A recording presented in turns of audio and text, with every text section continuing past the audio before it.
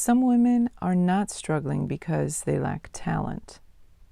They are struggling because they carry too much value in systems that do not know how to support, protect, or properly advance them.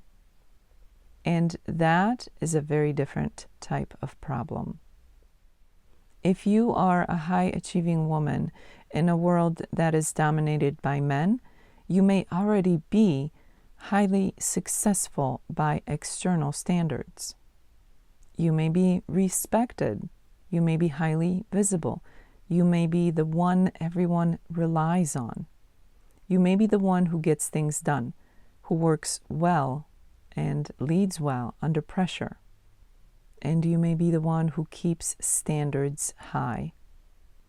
And yet, despite all of that, you may still feel unusually tired. Not because you are weak, not because you are doing anything wrong, but because being highly capable in the wrong environment can be very expensive. In this video, I want to talk about the price that many high-achieving women pay in male-dominated environments, why it happens, and what needs to change if success is going to feel sustainable, strategic, and aligned rather than draining. One of the greatest misconceptions about successful women is this, that once a woman becomes accomplished enough, visible enough, or valuable enough, the system will naturally begin to treat her fairly. Unfortunately, that is not always the case. In many cases, a woman's excellence does not automatically bring protection. It does not automatically bring sponsorship. It does not automatically bring wise support. And it does not automatically bring proportionate advancement. Instead, excellence can make a woman more heavily used than appropriately supported. She becomes the dependable one, the resilient one, the one who can carry complexity, the one who can fix what others miss, the one who can stay composed under pressure, the one who gets called when something important is at stake. And over time, that can create a dangerous pattern.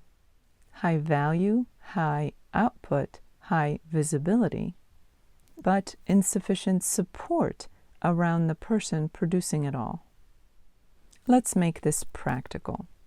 The issue for many high-achieving women is not a lack of competence. It's not a lack of motivation. It's not a lack of work ethic.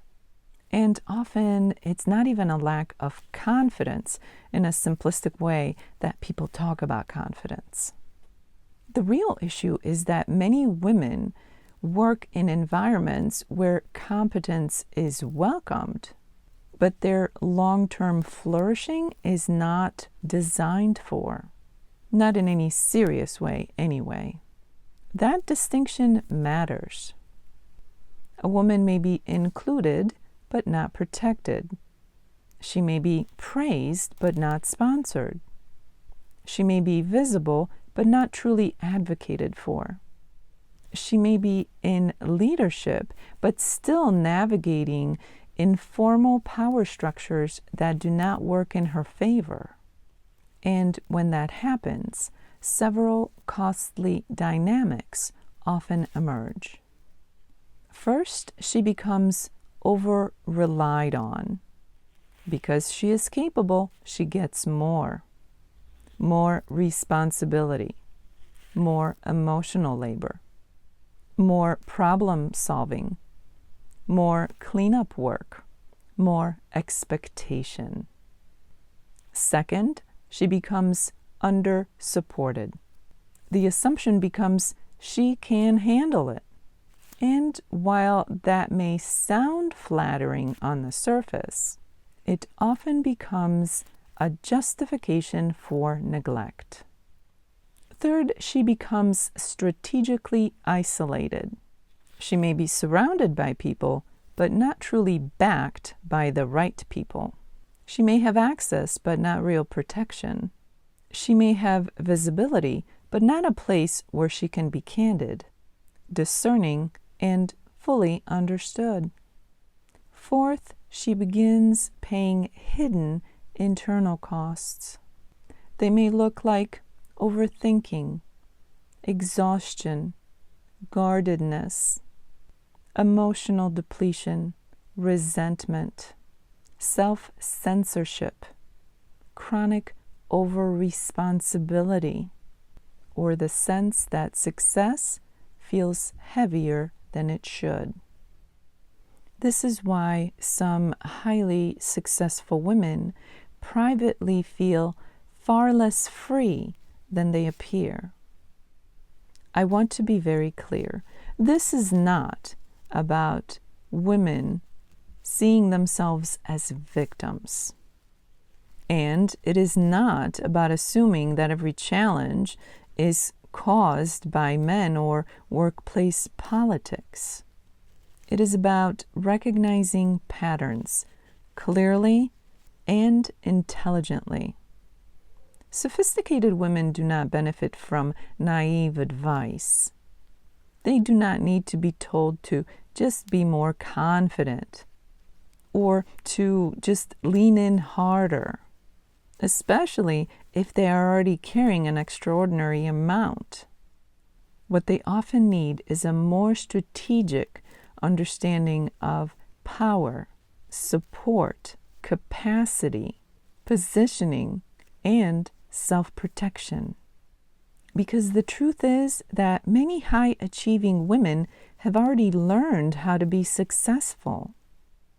Far fewer have learned how to succeed without being depleted by the structure around them. And that is a very different skill set. One helpful way to think about this is through what I call very expensive problems. Some problems are annoying. Other problems are expensive. An expensive problem is one that costs you something meaningful over time. It may cost you energy. It may cost you peace. It may cost you visibility of the right kind. It may cost you opportunities. It may cost you health. It may cost you relationships. It may cost you your voice. It may cost you years of overextension before you realize what has been happening. For many high-achieving women in male-dominated environments, the expensive problems may sound like this. I'm successful, but I am carrying too much. I am respected, but I'm not truly backed. I am visible, but I still have to prove too much. I am capable, but I am tired of being the one who holds everything together. I have achieved a lot, but I want a different quality of success now. Those are not superficial complaints. Those are signals. They tell us that the woman does not merely need more productivity tools or superficial encouragement.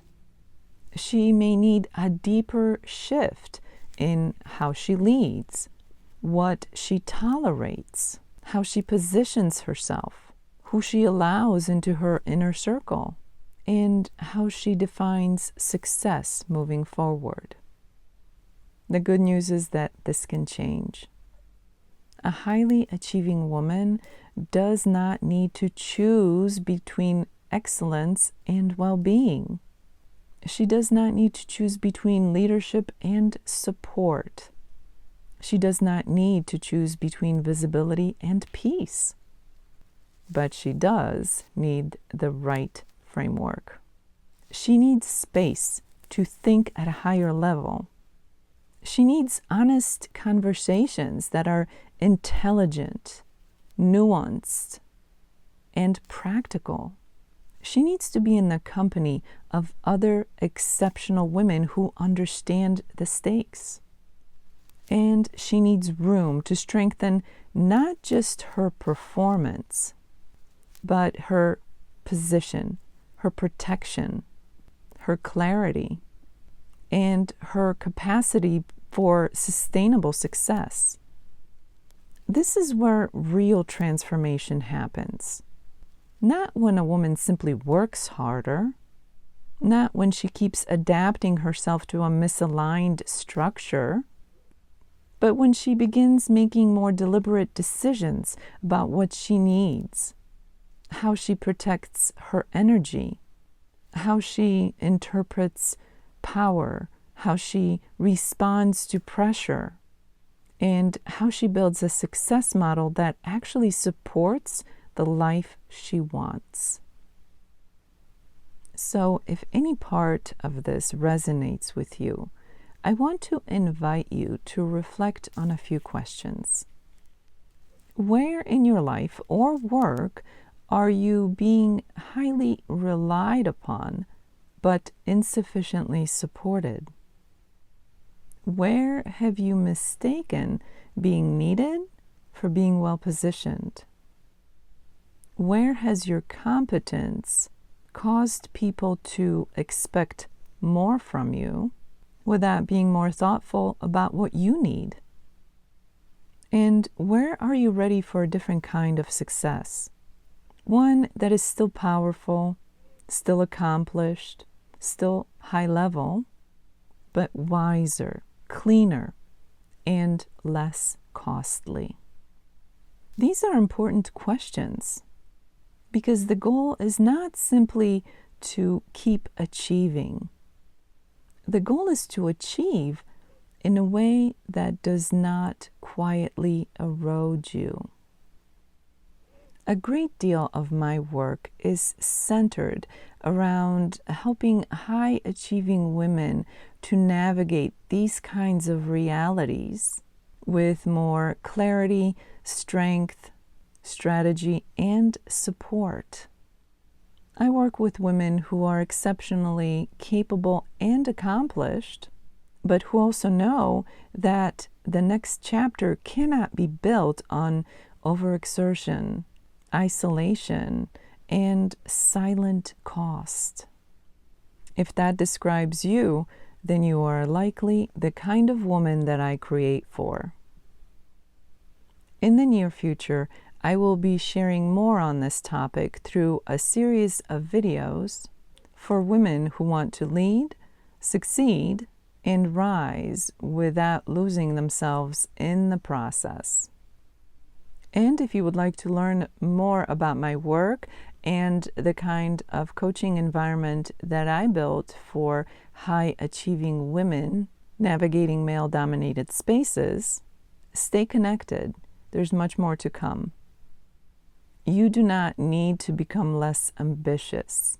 You do not need to become less excellent. But you may need a more powerful way of carrying your excellence.